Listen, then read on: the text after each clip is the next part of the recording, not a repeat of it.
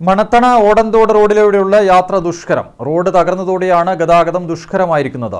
Road നവീകരണത്തിന് 4.50 കോടി രൂപയുടെ ഭരണാനുമതി ആയെങ്കിലും പ്രവൃത്തി ആരംഭിക്കാത്തതാണ് ഇതുവഴിയുള്ള യാത്ര ദുരിതമായി മാറുന്നത്.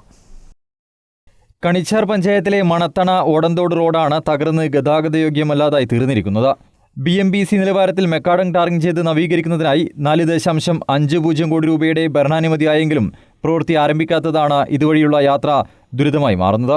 ഓടന്തോട് പാലം വരെയുള്ള റോഡ് നവീകരണത്തിനായി 5.80 കോടി രൂപയുടെ എസ്റ്റിമേറ്റാണ് സമർപ്പിച്ചതെങ്കിലും ബജറ്റ് വിഹിതമായ 4.50 കോടി രൂപ മാത്രമാണ് നിലവിൽ അനുവദിച്ചത്. തുക കുറഞ്ഞ സാഹചര്യത്തിൽ ഓടന്തോട് പാലം വരെയുള്ള ഭാഗത്തെ ഏകദേശം 700 മീറ്റർ റോഡ് നിലവിലെ പദ്ധതിയിൽ നിന്നും ഒഴിവാകും. ഈ ഭാഗമാണ് കൂടുതൽ തകർന്നു കിടക്കുന്നത്.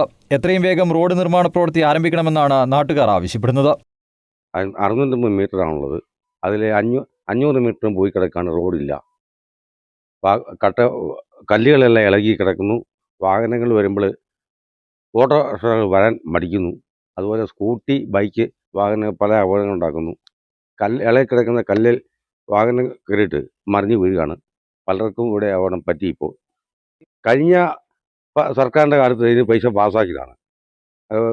വകമാറ്റി വേറെ ആളുകൾ കൊണ്ടുപോയി എന്നൊക്കെയാണ് നമുക്ക് അറിയാൻ കഴിഞ്ഞിട്ടുള്ളത്. മണൽ റോഡിനെ ഉപയോഗിച്ചു എന്നാണ് നമ്മൾ അറിഞ്ഞിട്ടുള്ളത്. ശരിയോ തെറ്റോ നമുക്ക് അറിഞ്ഞില്ല. എന്തായാലും ഇതിന് ഇപ്പം പൈസ പാസ്സാക്കിയിട്ടുണ്ടെന്ന് പറയുന്നുണ്ട്. ഇനി എന്തായാലും മഴക്കാലം കഴിയാതെ പണി നടക്കില്ല.